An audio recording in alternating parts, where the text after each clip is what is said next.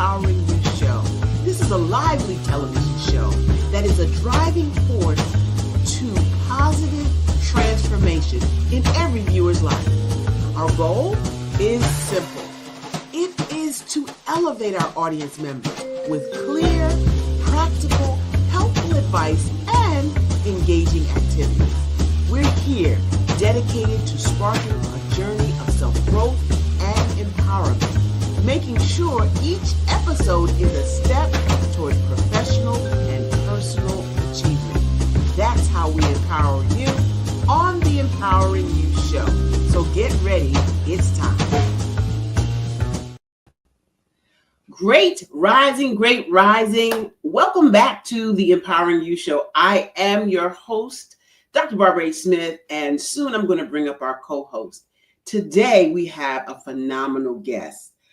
But why do we do the Empowering You show? Well, we want to showcase personalities and businesses that are doing phenomenal things in the world. And today is no different. But before I bring up our guest, let me bring up the sensational, sexy, sassy, smart Shawnee Smith. Well, good day. I'm so happy to be here. I must remind myself also to listen to your introduction of me for one of those days that I need a reminder. I'm just saying, I have missed you so. You know, yes. You said that to me. Let me remind you who you are, ma'am. Please do. You are the sexy, sassy, smart, and oh so special Shawnee Smith, who does everything behind the scenes for the Empowering You show, for BHS and Associates, and in your own right can do Spice, a mother, a wife. Listen, all the hats. So if you forget, you got the digits, call me up. You forgot the candlestick maker, all of that too. Yeah, all of that, all the things.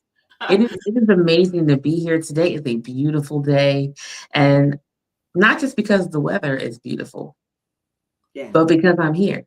Yeah, I am here. Yeah. But we want to just dive right in with our guest because we have a phenomenal. I said phenomenal already. That doesn't even begin to describe who we have today. Yeah. He'll leave you speechless. Yes.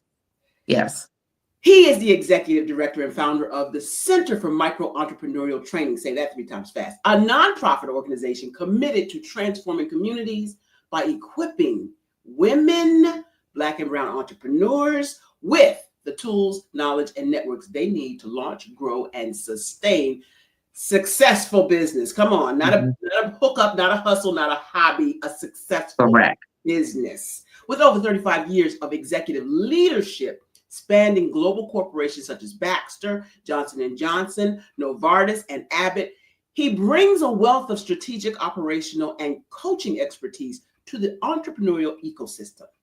Under his leadership, CMET has trained hundreds of emerging business owners, facilitated critical access to capital. Let me say that part again.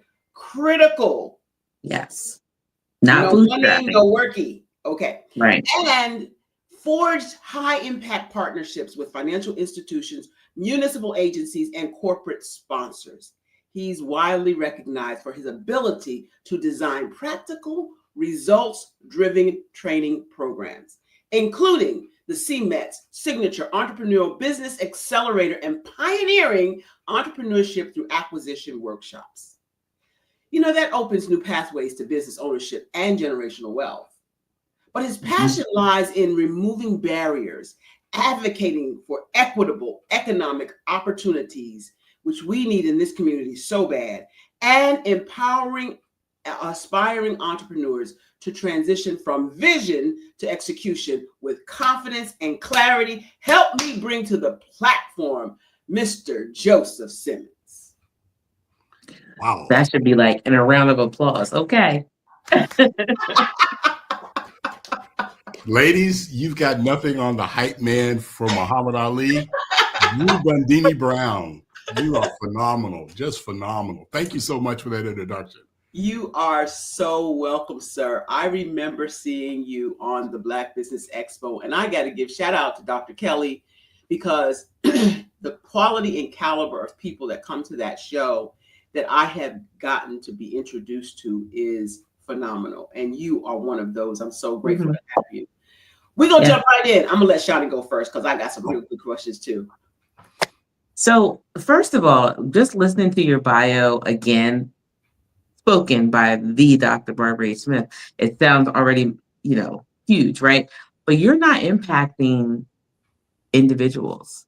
You're impacting legacy. Literally. And I don't know if you feel it that way, but tell me, what does it look like to even get started? Do you go through business yourself and say, I can help others? Or do you just know that you have this gift from the beginning? How does that start? Wow. Great question. I guess I have to start with my parents. My mom and dad. My father was a minister. My mother was, she put together, we have a family of 5. I have 2 other brothers and 2 other sisters. And my father was an AME minister. And Shawnee, he was a builder. By trade, he was a carpenter, bricklayer, rock. So he had an idea in regards to what a house would look like, what the church would look like. But he was also a community builder. He was a party chair. So he was always connecting people. He was always building things, and he was always networking. But he always was very much a visionary in regards to seeing down the road. And I always think about this as I look back at my life. My father built me a desk, and he put the desk in front of the window, and the window looked out, because our house was on top of a hill, and it looked out, and I could see almost to downtown. And my mother would bring me home because she was a maid for a Jewish rabbi in this small town. And she would bring me home, the Wall Street Journal, Forbes, all these magazines. Wow. And I'd sit there and read them. And I would play that, okay, I was the head of a business and I was running this business and this was all out there. And it's amazing what your parents do in regards to expectations. So for my mom and dad and the 5 of us, the expectations was, we're going to go to college. We're going to have a better life. We're going to give back to our community. So that was always in our DNA. And that's amazing. And Dr. Smith and Shawnee, you've heard this statement. What is luck? Well, luck is preparation, right? And opportunity at the right time. Yep. And I'd retired, and ladies, I retired 3 times. My wife will tell you I was driving her nuts here in the house. And I was a mentor at SCORE, and they had me doing PPP and EIDL applications. Okay. PDP and EIDL. Break it down for us. I forget what the acronyms are, but during the pandemic, basically these were opportunities to gain access to capital for businesses and entrepreneurs. And ladies, at least 6 out of the 10, I could not move forward for approval because they just didn't have basic things. Now, what are those basic things before you go on? Because there's some people out here in business doing hookup, hustle, or hobbies, right? And they are not in business, but they think they're in business. What are the things that they did not have that you could not move them along in the process of gaining access to capital? The number one thing was, as you said, Dr. Smith, they were play businesses because they did not register with the state of Florida. That was if you were not registered with the state of Florida and if you didn't have the proper identification numbers, we could not move the application process. Location, simple as that. Yeah, it's very simple as that. So, Dr. Smith, as you could just tell them by your facial expression, you could see that fundamentally, if you don't have a foundation for us to build your business on, you can't go forward. If you don't have registration with the state, if you're not registered with the county for tax ID so you can collect revenue and then pay taxes on it, you can't move forward as a business. You're always going to have this ceiling on top of you that you can't move forward. And then just like, I don't know, I was literally, Shawnee, I was sitting in front of the TV. It was like 6 o'clock in the morning. And I'm an avid listener of CNBC. There's a Black gentleman, Frank Holland. He's on from 5 to 6. And he was talking. And he was talking about corporations had not fulfilled their obligations of their commitment during the murder of, George Floyd. And I'm listening. And then I got out a legal pad and I just sketched out what I wanted the organization to look like.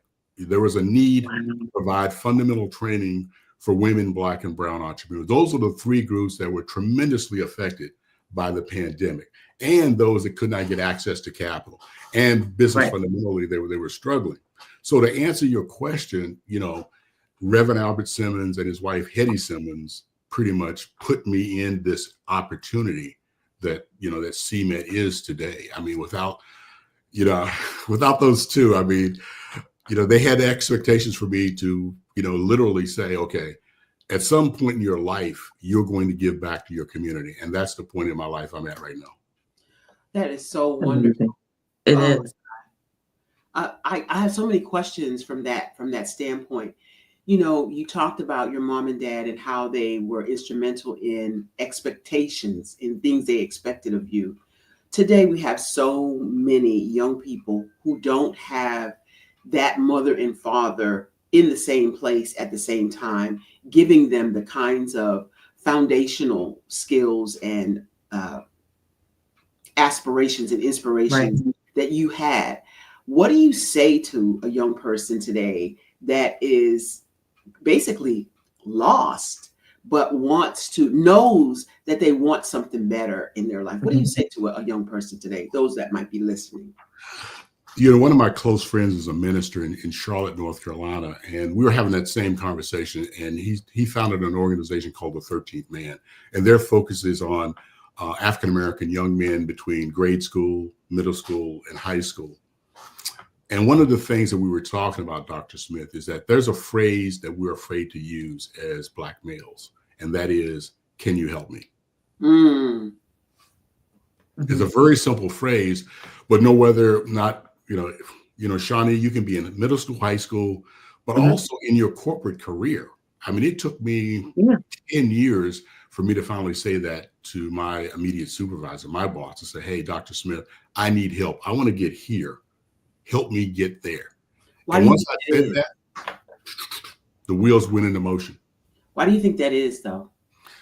I think there's a vulnerability that you have because you're going to, I'm going to say to you ladies, I need your help. That's a vulnerable state. That shows, for some ways, shows weakness, insecurity, lack of confidence, all things that the male ego says, you know what, because we're used to being, the caveman, going out and hunting and getting things and, being the dominant force. But when you say, I need help, but it's such, once you say it and it comes out and that person looks at you like you two look at, well, here's what I'm going to do for you. Now, the key part is when I ask for help, what are you going to do give me help, you've got to commit to it and execute it. Yeah. And that's the other part, is that execution. Because like I tell people, I will help you, but like you were saying earlier during the conversation about networking, if I connect you with someone and you don't show up and you don't show up right. You said two things right there. You don't only have to show up. You got to come correct. Yes. Right. Because you don't come raggedy with my name next to you. Oh, amen. Yeah. Not raggedy. Not raggedy. No. We get into these conversations and I forget we on TV. I'm so glad they don't just snatch me off the network, because it's true. Raggedy. Just anyway, I had so many questions about you. You don't have monopoly. Male gender does not have monopoly on not wanting to ask for help. Mm-hmm. Yeah. Women will wear their cape and it's part of almost like a shame of not knowing. There's pride. There's all these things that we want to assume, and we're so used to wearing a mask, right? That means that to take off the mask to say, I don't really know, because we grow up with fake it till you make it. Yeah. Right. But Shawnee and Dr. Smith, it's, we're on our August 18th, we'll start our 26th cohort. Wow. And there's that deserves applause right there. Thank you. Seriously. But I really have got to give it to I'd say manage, but I really work with 12 outstanding subject matter experts that cover the content for CMET. But when I had the idea for CMET, one of the things I wanted to create was a community of safety where entrepreneurs, and probably Dr. Smith, 80% of the entrepreneurs that go through my cohort are going to be African-American females. And to your point, Shawnee, the vulnerability is there, but because you're in this environment of security and safety, they can now ask the questions that they need to ask to be successful. Right. And they've got a I support love that. network. You know, Yeah. I had breakfast yesterday morning with two of the entrepreneurs that had gone through the program, and they were in Tampa, and I drove over, and one of them has started a Eggs Up franchise in Riverview, Florida. And the other one was in town because she's going to start manufacturing ice cream out of Opelika. I love saying Opelika, Alabama. Kind of rolls off the tongue. You may like saying Opelika, Alabama, but you say anything with Alabama, and I'm going the other way. I'm just saying. But they were Alabama got a bad rap. In Alabama. Okay, I'm just but ladies, they were talking about, you listen because you were asked a question about, what you've created. And when you're outside it and you hear them talk about it, it's like, oh, wow. This happened. Because Priscilla, her name is Priscilla Conyers, who has the Eggs Up franchise. She was saying, one of the things that CMET gave me was how to delegate, because one of the other members of the cohort has a VA, virtual assistance, program that she runs, or business that she runs. There are two of them in the cohort. They connected, they collaborated, and now they're doing business with each other. Yes. And to me, when I hear them talk about that, it's like, okay, like you have this idea, Dr. Smith, about your business, this concept, but when you hear it verbalized and they say, well, because of CMET, I did this, because of CMET, but not only, but they're doing business with one another. So they're strengthening each other's business, they're collaborating, and they're networking. So that's, when I had that legal pad and I wrote out what CMET is going to be, to hear them, at 6:30 in the morning yesterday verbalize that was it brought a smile to my face. Yeah, and it's because of you they've changed their processes, but it's also because of you that now their children will have this business as well. We have to, particularly us, struggle with when we have a business, understanding that we are business owners. Many of the times we are self-employed. And we have to get to the place where we are business owners, where we can step away from the business and the business still operates. And, I would imagine, at least in my experience, that most of the people that I know that are business owners are really self-employed.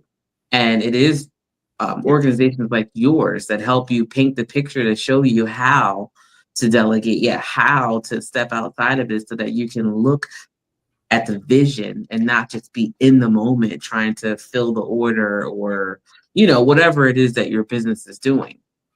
And Shawnee, you bring up a good point. And you said something that really brought up, I'm starting a new project and for CMET. And it talked about the three phases you go through as an entrepreneur. You're a technician, a manager, and then an entrepreneur. And he said that as a technician, you're doing everything, right? We do everything: accounting, recruiting, marketing, branding, all that. Then you move to the next level and you're bringing in people. So you bring in a virtual assistant, or you bring in some of our operations. You now have a process in place. Then that next layer, in the top layer, is now you're looking down on your business and you're going, okay, what do I need to do to keep it moving forward? And the processes kick in. And the next thing you know, you can take a 6 weeks vacation and know that your business is still humming. Everything is in place. They're not calling you up while you're, out with your kids or enjoying that. But the other thing that I want to mention, and you touched on it, Shawnee, about becoming an entrepreneur. Doing one of the cohorts, I'll never forget this. There was a husband and wife. The husband was doing a disposal, and the wife was refurbishing computer equipment for resale. But in the background, you can see the two boys, because I do my programs virtually. And I was telling them, I said, you know what? They're like young lions. They're standing there, they're listening to everything that's being said. And she looked back, and you could tell that, okay, one day they're going to say, Mom and Dad, I got this. We're going to take over the reins of this business, and we're going to take it to another level.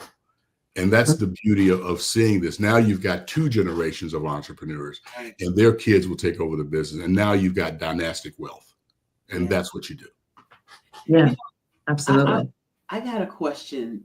You have created CMET and you've got these cohorts coming through. Have you ever thought, has it been in your business plan or structure or strategy to teach the process of CMET, to teach what CMET does and how to create a business from that standpoint? You know what, Dr. Smith, I've not thought about that because I'm working on the final leg of CMET. Mm-hmm. You know, Meaning, meaning, okay, I want, as I said earlier, I want a process. So the process will be this. Dr. Smith and Shawnee will come into the 5-day virtual training. You'll go through that. Then, you know, based on your skills and ability and what your business is doing, you'll move into the Growth Accelerator program. And now we're on the second, we've got the second class of that. So we've got 16 entrepreneurs that have gone through the Growth Accelerator program or in the program. Then we're going to move you to the CMET Collective.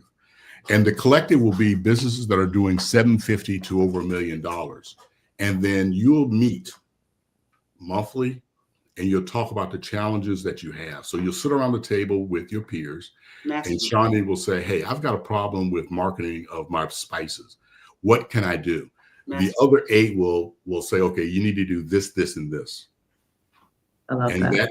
that way you'll constantly, because I ran it by the 2 entrepreneurs yesterday at breakfast, and they both said that we always talk about successes, but to grow and develop your business, you need to address the challenges. Yeah. And you need to have people that are outside your business that can look into your business with objectivity. Yes. And see it differently. Yeah. So I've got 3 entrepreneurs that have met. They're going to go through a 6-month pilot program. And then in 2026, I'm going to introduce it to CMET as a 3-group collective. And we'll try to have 8 to 12. So now I'll have a clear pathway for entrepreneurs that come in at this point, migrate to here. And then SBA recognizes a small business as $1 million plus and over 10 employees. So now I have a group at that end that can say, okay, I'm 30 some entrepreneurs within CMET that are in that collective. They're doing in excess of $1 million. When I get them to 5 to 10 and beyond. And now I've got a system in place. That is so amazing. So real quick, for anybody who's just tapping in late, how can we connect with you? Easy. Our website is tcmet.org. You can connect with me there. We're on YouTube, the Center for Micro-Entrepreneurial Training. I know Dr. Smith said that was a mouthful in the beginning, and it still is, as well as Facebook.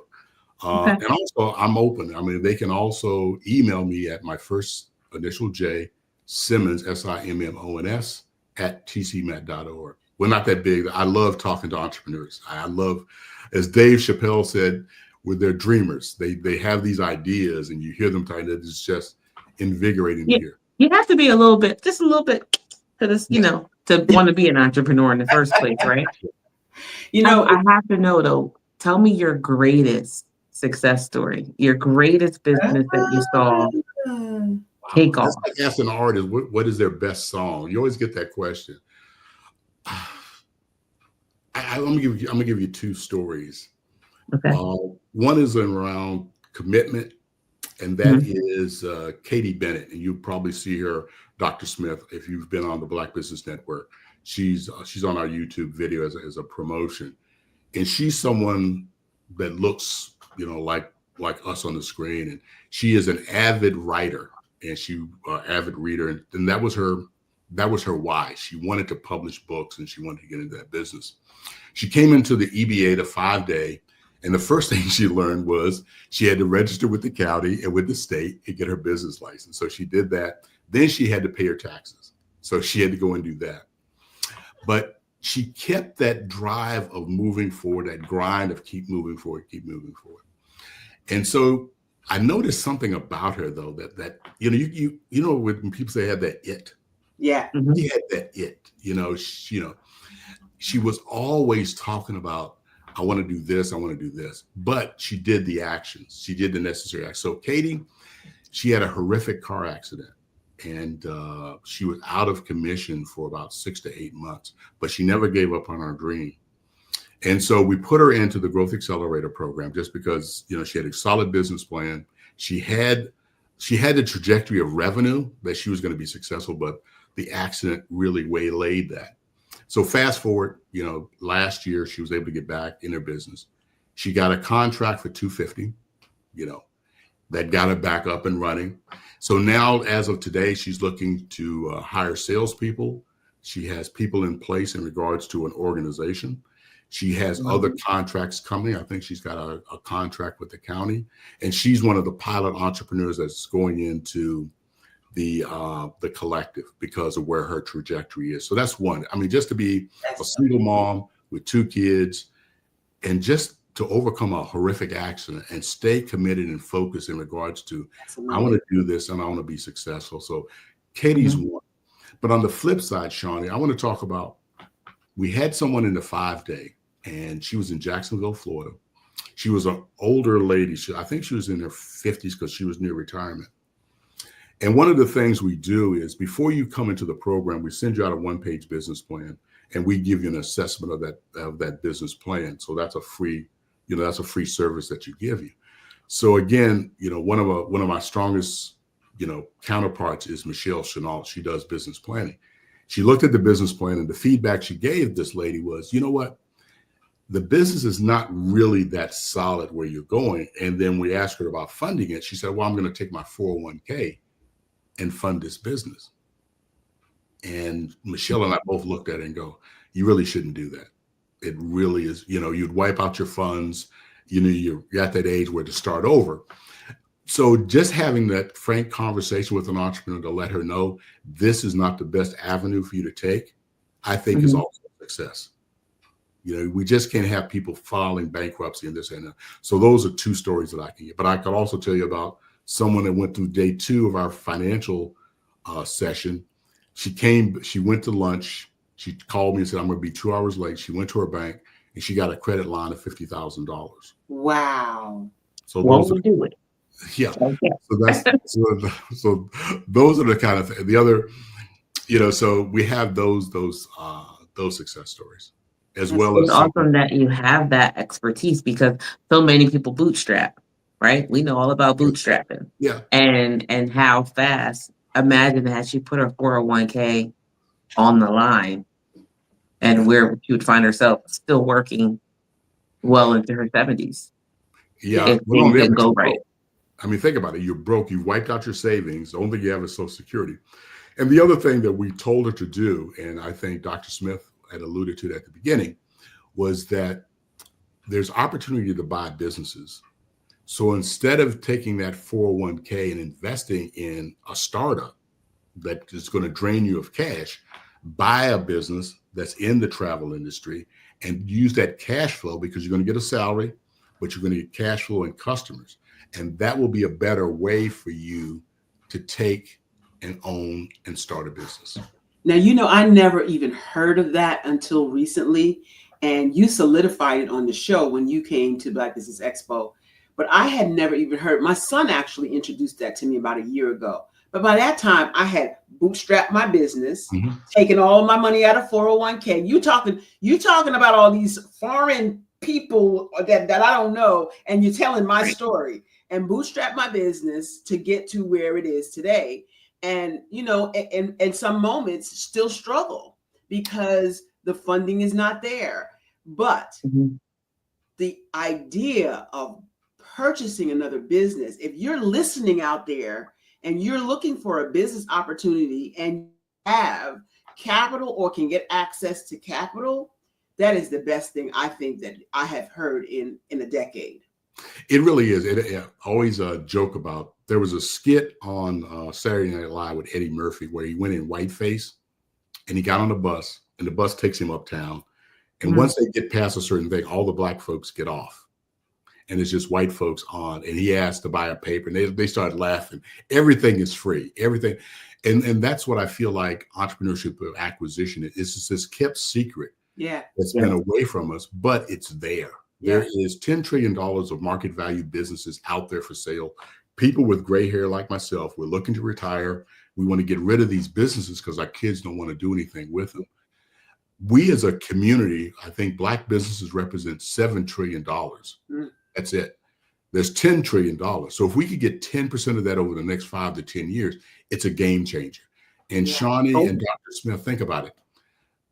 Here's an example. I was called by an associate a year ago when I first heard about ETA and the market size. He said, Joe, there's a business in Orlando. It's a truck towing business valued at $8 million. The salary was $350,000. The cash flow was there. And he said, do you know of anyone? And one of my friends from Pharma, he had retired, but he purchased 2 Allstates. And he said something that really dawned on him. He said, Joe, why are you late to this? I mean, think about who we work for. I said, what do you mean? He said, Novartis was nothing more than the acquisition of 5 other pharma companies. Johnson & Johnson is nothing more than the acquisition of 150 companies. So it was always around us, but we never was cognizant of, okay, this is an avenue for us. And like Dr. Smith is saying, all they're asking for is just like it's not as simple as buying a house, but the principles are in the same. You're going to have an equity injection of 10 to 20%. Now you can use your 401k for that equity injection, but think about it. You're going to have a salary, you're going to have cash flow, you're going to have customers, and you can have brand identity. Yeah. It's all out there. Already established. Exactly. So, so as a people, and God bless us, starting a business, I've got a 5-day, I go through that. But if you want to get to Park Avenue quicker, ETA is the way to go. ETA and think about it. You've got, I know, and I know we're on a safe channel, but I would look across the table in meetings and I look at my white counterparts and I'm going, I am never going to get past them. There's always going to be this glass ceiling that I can only go as far as this, and this. Right. You take your talents, your abilities, and your competencies, and you bring it into this business. There was 2 gentlemen that I met that are in a workshop as panelists. They're in their late 20s. They purchased a wound care business with a hyperbaric chamber. The business did last year $2 million. They bought the business at the end of the 3rd quarter of last year. The 4th quarter, they did $2 million. So they equaled what that business did for the full year. This year, when I talked to them, they're doing approximately $5 million, and they're going to buy 2 more wound care centers, one in Atlanta and one in Phoenix. That's what young people bring to these businesses. Right. And think about this. So this business is getting ready to, the ownership is getting ready to retire. They're boomers, they're getting ready to retire. They want to invest in getting someone else to keep their business going, but and sometimes they get an equity share at the end. But here's the thing, with today's technology that they didn't have when they were building their business, what you could do to a business that's already established, already running, already cash flowing. Yes. With today's information, man. Yeah. I need to roll that. The efficiency alone. Yeah, exactly right. You are exactly right. It is just phenomenal, what you can do once you're, and also the 2 of you understand the pressure of starting a business is immense. It's just immense. You're like you said, you're bootstrapping. Well, you could take a breath, because if you already matched in the 4th quarter what you did for the whole year. Come on. Dr. Smith, now you've got the time to do the planning, right? You can implement programs, right? You can talk to your bankers about, okay, this is what I want to do. I need funding for this, because they know you can pay it because you've got the cash flow. Got the cash flow. Cash flow is king. Exactly. And the other thing that you can do is, and one of the gentlemen that's buying a business told me, he embedded himself in the business for 6 months. That's smart. It was a software business. So he got to learn the sales process. The customers got to meet him. So when the transition happened, they weren't surprised when Dr. Smith was, we know Dr. Smith. She's been around here for 6 months. And the employees know you. So you don't go through that shock of, well, who is Dr. Smith? And why is she bringing Shawnee in here? Right. They know you. You're part of it. You're embedded in the business. So, yeah. And then the last thing is, as my father he used to always tell these dad jokes about, Hey, Dad, why do bank robbers rob banks? Well, that's where the money is. So, That's facts, though, for real. There's a but I question was, out there. but I How do was, you encourage the legacy aspect of business development? Like a lot of people don't plan for the future beyond their own lives. the first thing we tell them when they enter the EBA is that you've got to think of the end in mind. Like for myself, I've been involved. I'll be starting my 5th year. I've already presented to the board in January my succession plan.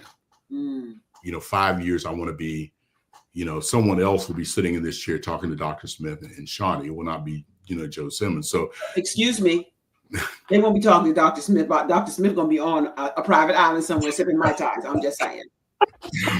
So you begin with the end in mind. You say to yourself, okay, if you find that your kids want to be involved in the business, then you put that in place. You also put the legal mechanisms in place in regards to a will. So that legacy you have to pick up. But you also have to kind of look at, it's almost like you're scouting for talent. You always look, when I was managing people, one of the things that I learned, I never was fearful of somebody leaving because I knew I could hire somebody better. I had that much confidence in that I would, if Shawnee left me, I know that I could find a Dr. Smith and that person would be that much better and it would elevate. And it's the same thing in business. You're going to look and say, okay, I think that person might be a good executive director for CMET. Let me just kind of work with them for a year or two and get to know them, because you have to think about that. And as I said earlier, that's the last level of entrepreneurship, is you're looking over your business going, okay, at some point in time, I need to exit it. And who's going to take it over? And what would it look like when they take it over? That's so good. That's so good. good. So good, right? But just to go back real quick, if Shawnee left, you wouldn't be able to get somebody better. I'm just saying. Yeah, that's true. I would not. That's the way Dr. Smith introduced you. You would be hard to replace. It would be very challenging, Shawnee. Okay, so let's be clear. Let's be clear. There have been nightmares that I have had thinking about Shawnee waking up one day and saying, "You know what, Dr. Smith, I don't want to work with you no more." And going to my private island. Unlike yourself, Joseph Simmons, who said, I'm always looking and I'm always ready to find somebody that's going to be up-leveled, upskilled than Shawnee, than this person. And I literally, all seriousness, we've been joking and playing the whole time on the show with bits and pieces of great information. But I literally have had nightmares that she's going to walk away one day. And I'm going to be like, what am I supposed to do? Because you're going to go to CMET. And then they're going to show you how. Valuable to me. Help me. Well, Dr. Smith, I think you said something earlier. I was hearing you talk about, your off-camera, ladies and gentlemen. We were having this conversation about, her expertise in software. I think in the next, for Shawnee's generation and the generation following, AI will have such a tremendous impact on businesses in regards to replacing people, doing some of the functionality that you would have a person do, you would have an AI bot do. Yeah. And I know even for CMET now, we run certain things through AI that I don't really, just because I'm a nonprofit, I don't have that. I can't absorb that cost, but I can, for $20 a month, I can use Perplexity, I can use Claude AI, I can use something. Gemini, ChatGPT, all of things. Exactly. And I think we have to look at using those kind of tools to really assist our business in regards to growth. I mean, it's, one of our subject matter experts, I brought her into Orlando to do a presentation on sales using AI. And she said something that I think we as a people have to grasp. And that is, we have a billionaire class, but the millionaire class is going to replace the middle class. Yes. And she said AI will, over the next 10 years, create more millionaires than anything we've had before. And I think we've got to be that long. I don't think it's going to be that long. And I think we've got to grasp that technology and not be left at the train station. Sir. Because the bus station. Yeah. Listen. Yeah. No, we left at the beach, because here's the thing. I've been doing training for AI, and I've uncovered some of the most startling and sobering facts about our community when it comes to AI. And we are not adopting as quickly as other ethnicities and Yeah. ethnic categories. And it is part of my mission to get us as close as we can. Because right now, the word I heard is chasm. Oh, wow. And I said, I thought it was a gap, a little gap, little seam gap. No, the word I heard is we are falling so far behind. There's a chasm between those who have adopted and the African American community. Well, And think about that's well, right. think about this, Dr. Smith. There was a study that said last month ChatGPT had 750 million users. The U.S. population is 330 million. So think about that number. I was listening to a podcast, and the moderator said this. She said that when the car came, there were 40 million horses in the U.S. As of today, there are only 14 million horses. So when you talk about a chasm, that's, as an analogy, that's what we're looking at. If we don't adopt that, it is just, and the way government is going now, there's no more safety nets for 50% of the population. So you've got to get on this technology. Yeah. It's not something that's going away. You can't, you can't undo it. You can't slow the train down. Yeah. And also it's just so beneficial to your life. God, how come we don't understand this? And Dr. Jimmy Davies said something that I'm taking forward as part of my mantra. 2 types of businesses in the next year, 12 months. One business is using AI and the other business is out of business. Yeah. Yeah. Mm-hmm. I was at a funding meeting last night, and they were talking about applications, this, that, and the other. And I just wrote this: scan, put into my bot, and do a proposal. 10 seconds, it was done. Who got time, Joseph Simmons, for writing proposals? Not even time. Even beyond the time. Who got that kind of time? We have had such a phenomenal conversation. We could go on forever. This has been one of the best. This is gonna be on replay. It's over? You're kidding. We got about 10 more minutes. Okay. Yeah. I really enjoyed talking to the two of you. Thank you. Well, we appreciate you being on the show. We want to know how to get in touch with you, how to become part of the CMET programming process.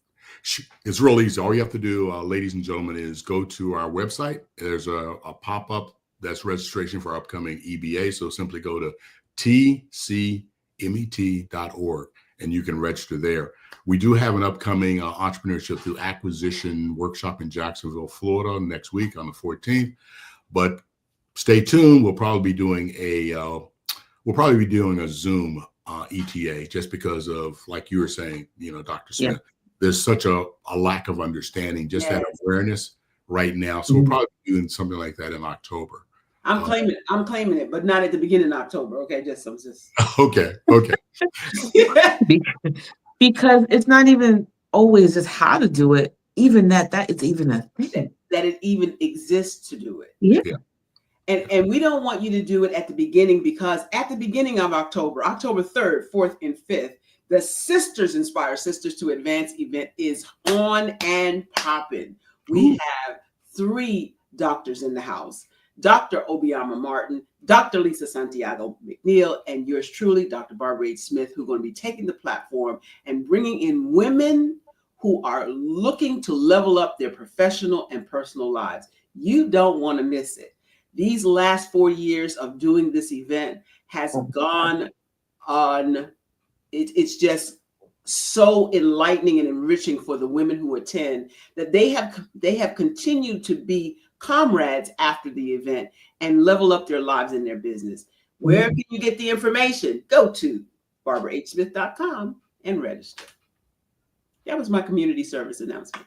Now, is that live in person? It is in person. Norfolk, Virginia. Come into Norfolk, Virginia. We're looking to do something on a virtual platform, but we do have the one ticket. It's very intimate, and it's typically invitation only, but we do tell people about it on the show, and we have an application process. So, yeah. You know somebody who is looking to be with like-minded women who are all about uplifting each other, please send them our way. Yes, keyword there, like-minded women. Can you send me the flyer on that? I'll put it into our network. I will definitely do that. Absolutely. Johnny got you on that. She got you. What else you got, Johnny? I mean, we figured out how we can connect with you. What is it? Give us a piece of advice for upcoming entrepreneurs, current entrepreneurs. What is one solid piece of advice that you would like to leave them with?